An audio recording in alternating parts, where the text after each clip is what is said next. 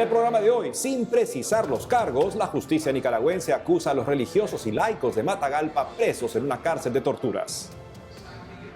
El Papa Francisco animó a los empresarios jóvenes a crear buen trabajo para todos durante el encuentro con jóvenes economistas y empresarios en Asís. Desde Argentina conoceremos la agenda para la evangelización de la Arquidiócesis de Buenos Aires.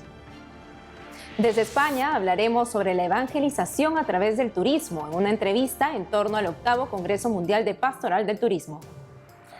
Hoy es la fiesta de los santos Cosme y Damián. Conoceremos más de los hermanos gemelos mártires de la iglesia. Hola Nati, un gusto estar contigo. Una alegría estar contigo, Eddie, y con todos nuestros televidentes. Así es, amigos, este es su programa de noticias con enfoque católico EWTN Noticias. Soy Eddie Rodríguez Morel. Yo soy Natalie Paredes. Empezamos las noticias desde Nicaragua. Ya son 38 días los que llevan presos por órdenes del dictador Daniel Ortega, el obispo de Matagalpa y sus sacerdotes. Aquí lo último sobre la crisis de la iglesia en Nicaragua. Me permiten darles un abrazo hermanos, si somos hermanos, ámense los unos a los otros. General, me permite darle un abrazo,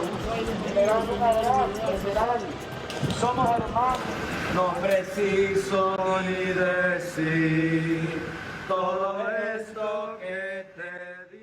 La Fiscalía de Nicaragua acusó ante un juez a los 4 sacerdotes, 2 seminaristas y un camarógrafo de la diócesis de Matagalpa, detenidos en la cárcel de torturas El Chipote, según informó el Poder Judicial de Nicaragua el último viernes. Según la agencia EFE, la acusación fiscal no precisa los delitos por los cuales se acusa a los sacerdotes y seminaristas. Solo dice que el Estado de Nicaragua y la sociedad nicaragüense son las víctimas y ofendidos. En cuanto a Monseñor Rolando Álvarez, obispo de Matagalpa, aún no hay acusación en su caso. En su momento, la Policía Nacional denunció al obispo Álvarez y sus colaboradores de intentar organizar grupos violentos con el supuesto propósito de desestabilizar al Estado de Nicaragua y atacar a las autoridades constitucionales. Otro sacerdote, pero de la diócesis de Ciuna, también está encarcelado en el Chipote y acusado sin cargos, según informó el diario La Prensa el domingo último. Se trata del padre Óscar Benavides, párroco de la Iglesia Espíritu Santo en Mulucucú. Aquí su historia. Aquí el padre Óscar Benavides en la misa por el fallecimiento de su mamá, junto a Monseñor Rolando Álvarez en el 2018. Hoy padre Óscar Benavides está detenido en la cárcel de torturas de El Chipote desde el 14 de agosto. Ese mismo día la diócesis de Ciuna comunicaba: en la tarde de hoy fue detenido el padre Óscar Benavides, párroco de la parroquia Espíritu Santo Mulucucú. Desconocemos las causas de su detención. Esperamos que las autoridades nos tengan informados. El sacerdote lleva 13 años ejerciendo su ministerio. Fue ordenado en el 2009. Es originario de San Isidro en Matagalpa. Ese mismo año fue nombrado como el primer párroco de la parroquia San Juan María Vianney. En noviembre de 2016 fue nombrado asesor de la pastoral juvenil de la diócesis. Después de 8 años siendo párroco de San Juan María Vianney, tuvo que dejar su primera comunidad para especializarse en España.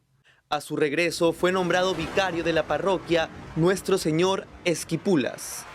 Allí culminó su labor en Matagalpa. En mayo de 2022 fue enviado en calidad de misionero a la diócesis de Ciuna. Lo nombraron párroco en la parroquia Espíritu Santo en la localidad de Mulucucú. En agosto de este año, padre Óscar Benavides encomendaba sus misas por Monseñor Rolando Álvarez, que en ese entonces estaba secuestrado por la policía en la casa episcopal. Denunciaba las injusticias del gobierno en sus homilías.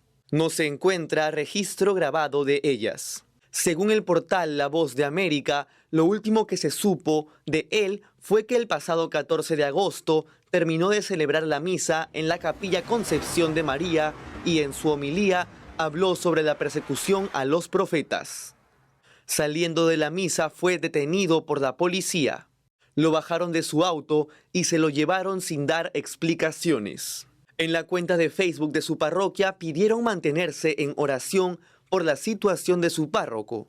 Los fieles se expresaban así: misericordia, Señor, en nuestras oraciones siempre Él y todos los sacerdotes y nuestro obispo. Vuelve tus ojos de misericordia a tu pueblo. Dios, salva a Nicaragua, envía tu Santo Espíritu a tus obispos y sacerdotes. Dios Padre Celestial, proteja al Padre Óscar y a todos los sacerdotes perseguidos, unidos en oración. La policía se llevó al padre Óscar a la cárcel de torturas de El Chipote.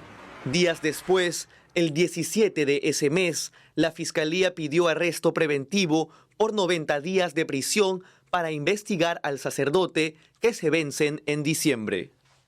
Me permiten darles un abrazo hermanos, si somos hermanos, ámense los unos a los otros. General, me permite darle un abrazo, general, somos hermanos.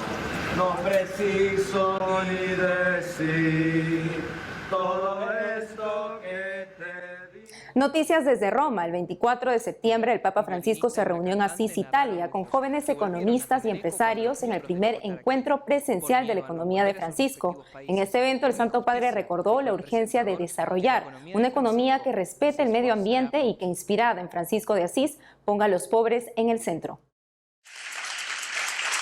No podemos permitir que las nuevas calamidades medioambientales borren de la vista pública las antiguas y siempre actuales calamidades de la injusticia social, la injusticia política. Pensemos, por ejemplo, en una injusticia política. Pensemos en el pueblo martirizado de los Rohingya. Es una injusticia política. También hay una insostenibilidad de nuestras relaciones. En muchos países, las relaciones de las personas se están empobreciendo, especialmente en Occidente. Las comunidades se vuelven cada vez más frágiles y fragmentadas. La familia, en algunas regiones del mundo, sufre una grave crisis y con ella la acogida y la custodia de la vida. El consumismo actual trata de llenar el vacío de las relaciones humanas con bienes cada vez más sofisticados. Las soledades son un gran negocio en nuestra época. Estando en la ciudad de Francisco, no puedo evitar detenerme en la pobreza. Hacer economía inspirándose en él significa comprometerse a poner a los pobres en el centro. A partir de ellos, miras la economía, a partir de ellos mirar el mundo, sin la estima, el cuidado, el amor por los pobres, por cada persona pobre, por cada persona frágil y vulnerable, desde el concebido en el vientre materno hasta la persona enferma y con discapacidad, o hasta el anciano con dificultades. No hay economía de Francisco. Y muchas gracias.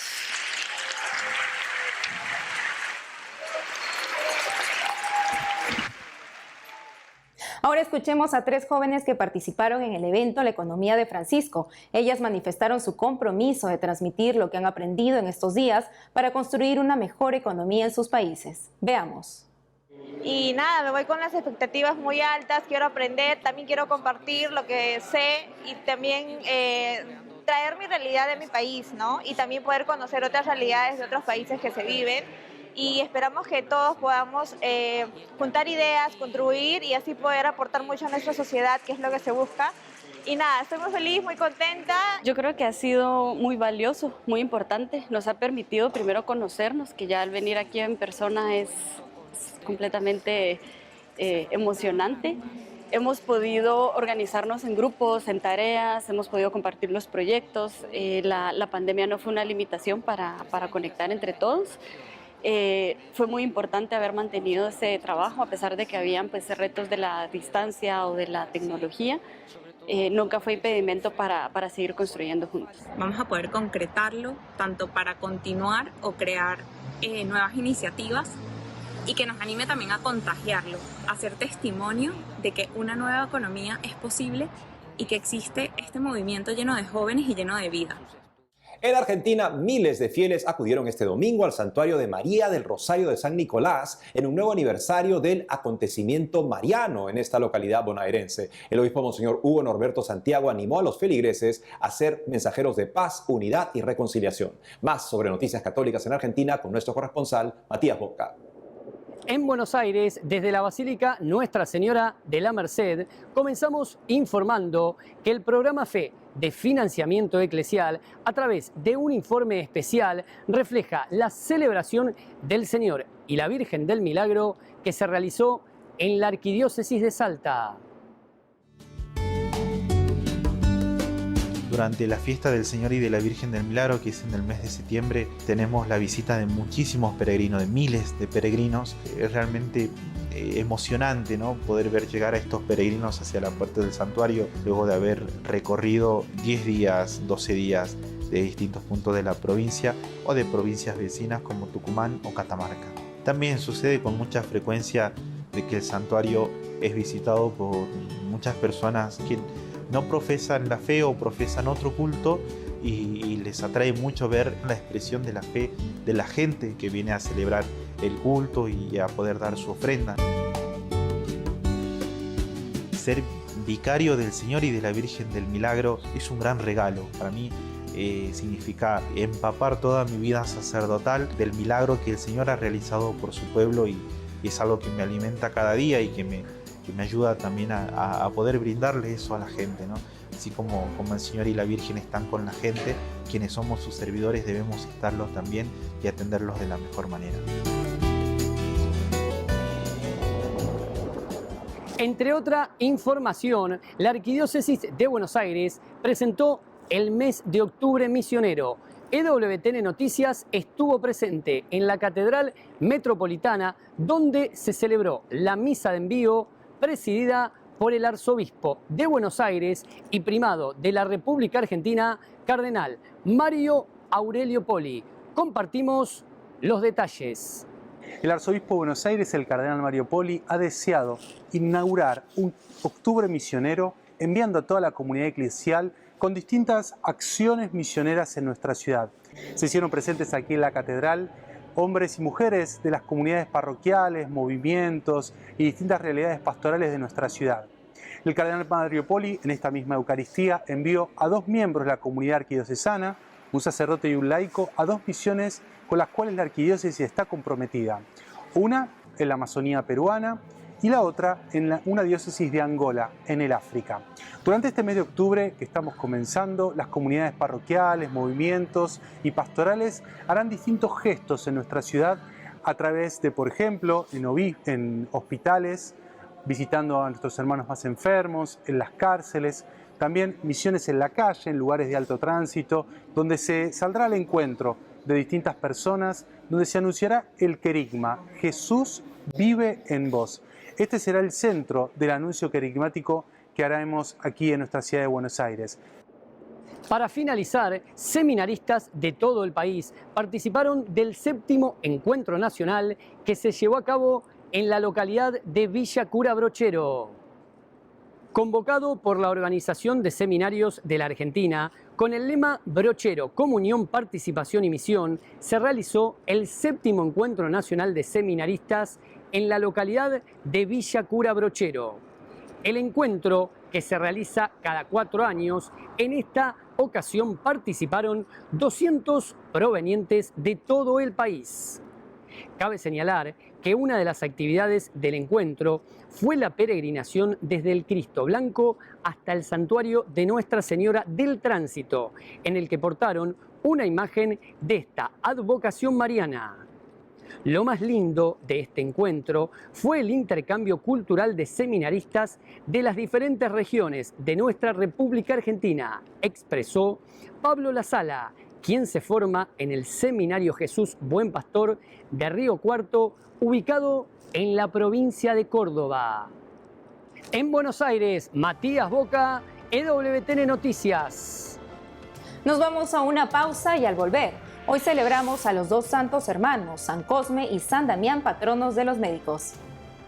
Desde España hablaremos sobre la evangelización a través del turismo en una entrevista en torno al 8º Congreso Mundial de Pastoral del Turismo. Desde Colombia, las hermanas Marianitas alimentan más de 200 niños en su templo comedor de El Chocó. Ya regresamos con más noticias con Enfoque Católico.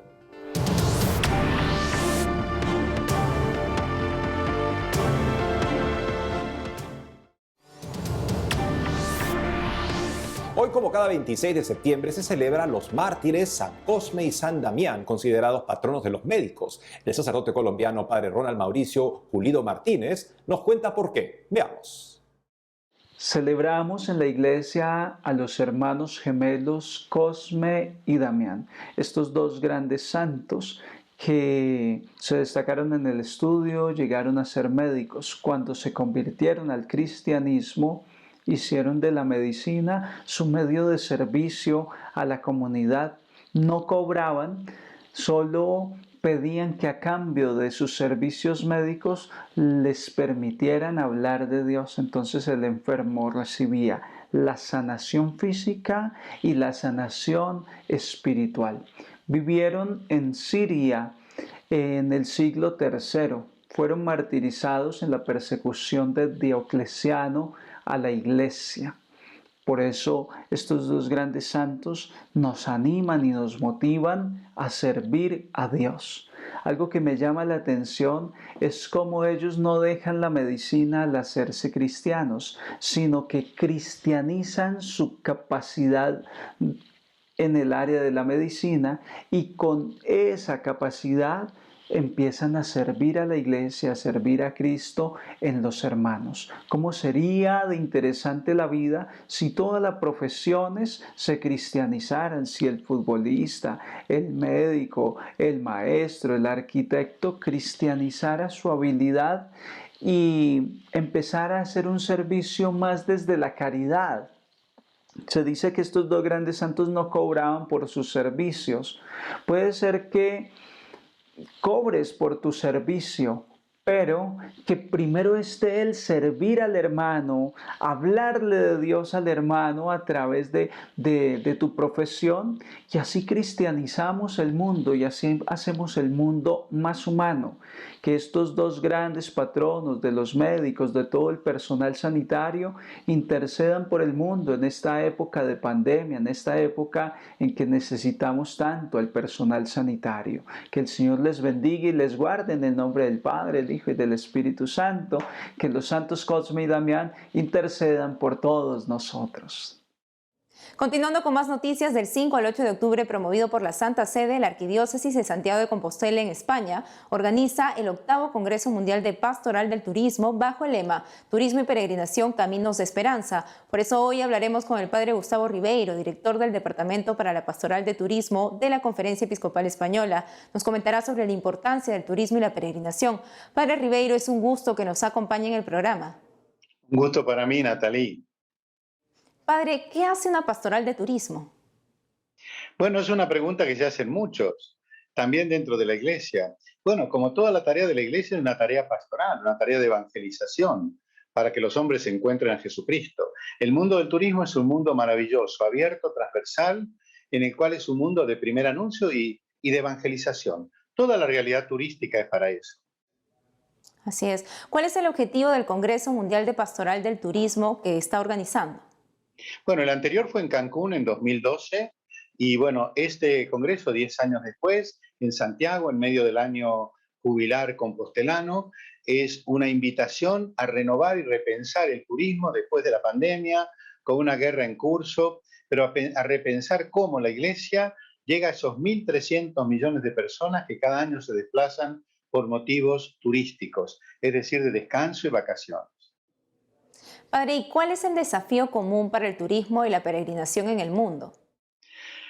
Bueno, el primero es no perder su alma, es decir, que el turismo no se centre en una cuestión meramente comercial o de ecuaciones económicas. La peregrinación es que realmente nos lleve hasta el santuario, hasta el corazón de la fe. Y tiene muchos desafíos además, como la sostenibilidad. Un sector que mueve 1.300 millones de personas no puede permitirse no ser sostenible, porque es la quinta parte de la humanidad que cada año se desplaza por motivos turísticos. 300 millones lo hacen por motivaciones religiosas. ¿En qué medidas las peregrinaciones deben formar parte del itinerario de un turista practicante de la fe católica o interesado en ella? Bueno, es imposible pensar la fe sin la peregrinación, que es algo distinto y totalmente distinto y no homologable con el turismo. Son cosas distintas. La peregrinación es la esencia misma de la fe. La Biblia es una larga peregrinación, desde Adán y Eva que parten del paraíso a también Abraham. Pero el gran peregrino es Jesucristo, es el gran peregrino de la historia. Y todo hombre que camina en la fe seguramente tiene la peregrinación como uno de los valores o de los medios para buscar a Dios, purificarse a sí mismo, encontrar gracia, bendición, pedir al Señor, hacer tantas cosas. Así es, padre. Padre, ¿cómo pueden hacer las personas para inscribirse en este congreso, para formar parte de él? Mira, para formar parte del congreso hay un enlace, una plataforma, pero con poner Congreso Mundial de Pastoral de Turismo Santiago sale todo. Hay una plataforma ahí donde uno se puede inscribir, puede participar. Hay personas de todo el mundo que participan ya en esto. Estamos, claro, en la recta final, en los últimos días, pero es muy interesante. Contaremos con el Patriarca Latino de Jerusalén, contaremos con Monseñor Fisichella, que es el prefecto del Dicasterio para la Nueva Evangelización, con el Cardenal Sandri de las Iglesias Orientales, con el Arzobispo de Barcelona, que es el presidente de la Conferencia Episcopal Española, con el observador permanente ante la Organización Mundial del Turismo, que está en Madrid, y con tantas personas. También hablaremos del tema de la trata de personas, que es como el antiturismo, es la negación misma del turismo. No evitaremos también los rostros negativos del pecado que a veces se mete en el mundo del turismo. Padre Gustavo Ribeiro, gracias por su compañía en el programa. Muchísimas gracias, Nathalie. Gracias a ustedes y saludo a todos los amigos de EWTN. Gracias. En otras noticias, miles de hombres de Colombia se unirán al Rosario Mundial de Hombres convocado para el próximo 8 de octubre. Son más de 10 ciudades las que estarán participando en este evento. Más noticias sobre la Iglesia Católica en Colombia con nuestra corresponsal Lida Lozada. Aquí desde la sede de la Conferencia Episcopal de Colombia en la ciudad de Bogotá, desde donde quiero invitarlos a que se trasladen conmigo a la región del Pacífico colombiano, concretamente al sur del departamento del Chocó. Allí, junto al río San Juan, se encuentra Itzmina, una localidad en la que en medio del abandono institucional, las carencias y múltiples situaciones que han tenido que enfrentar sus comunidades por causa del conflicto armado, brillan luces de esperanza, como aquellas que encienden las hermanas marianitas en el corazón de cientos de niños y personas de la tercera edad que visitan su templo comedor diariamente, no solo para buscar alimento físico, sino también espiritual. Se trata del templo comedor Nuestra Señora de Guadalupe, ubicado junto a la casa episcopal de la diócesis de Itzmina Tadó. En este lugar, apoyadas por la Fundación Saciar de Medellín, desde el año 2015 las religiosas de Santa Mariana de Jesús, guiadas por su carisma de ser amor misericordioso, donde hay dolor humano, de la mano de 65 madres que organizadas en grupos, en 3 turnos diarios, preparan y sirven el almuerzo a estos menores y ancianos necesitados, siendo este para algunos de ellos el único alimento que consumen en el día. Tratamos de apoyarlos en sus tareas, apoyarlos en diferentes actividades lúdicas para que ellos puedan tener un desarrollo más, y a las mamás también, para que ellas puedan poder atenderlos de la mejor manera. Y aunque templos comedores como este ya hay 12 en el país, este es el único ubicado en esta zona del departamento del Chocó. Allí las hermanas Liliana, quien es colombiana, la hermana Sonia, quien es peruana, y la hermana Alberta, africana, reciben la visita de más de 240 niños y más de 30 adultos mayores. Y a veces lo que se desperdicia en muchos lugares que no lo utilizan, la Fundación Saciar lo reutiliza, y aquí lo hacemos posible para que llegue en alimento a estos niños y niñas. Y tras cerca de 2 años de haber llegado a Itzmina de su natal Perú, la hermana Sonia tiene claro que en medio de tanto dolor y necesidad, la mayor dosis de esperanza para su misión está en los ojos y la sonrisa llena de amor, alegría y gratitud de tantos beneficiados que hay en este templo comedor. Es una experiencia que marca mi corazón, porque la verdad que veo tantos rostros que supuestamente pues por el dolor de la orfandad, a pesar que tienen papá, mamá, se ve una realidad muy triste porque los niños necesitan cariño, necesitan ser escuchados, necesitan que ellos se les ponga atención. Ahora con esta pandemia nos han ayudado mucho, gracias al Señor. Gracias le doy al Señor por esta ayuda que nos ha dado. Sin duda son muchas las necesidades que se tienen para poder seguir sosteniendo esta importante obra. Entre los proyectos a corto plazo que tienen las hermanas Marianitas está el poder tener allí un parque infantil para ofrecerle a los menores un espacio diferente de sana distracción. Así que se necesitan manos, corazones generosos y misericordiosos para poder aportar a esta importante causa donde se lucha no solo contra el hambre, sino también contra la necesidad de recibir a Dios cada día en su corazón. Desde Colombia, Lida Lozada, EWTN Noticias. Amigos, hemos llegado al final del programa. Ha sido un gusto empezar esta semana con ustedes. No dejen de seguirnos en las redes sociales y también de lunes a viernes a las 12 del mediodía hora de Miami por Radio Católica Mundial en su programa Más que Noticias con un servidor. Hasta entonces.